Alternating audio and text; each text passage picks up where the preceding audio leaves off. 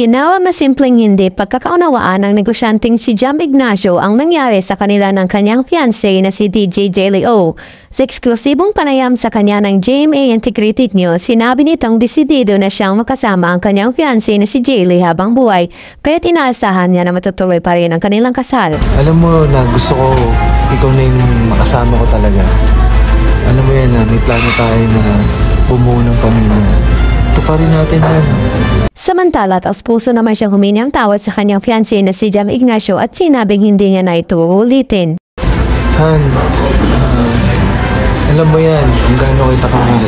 Sorry sa mga nangyari. Pinapangako ko sa'yo na hindi na maulit to.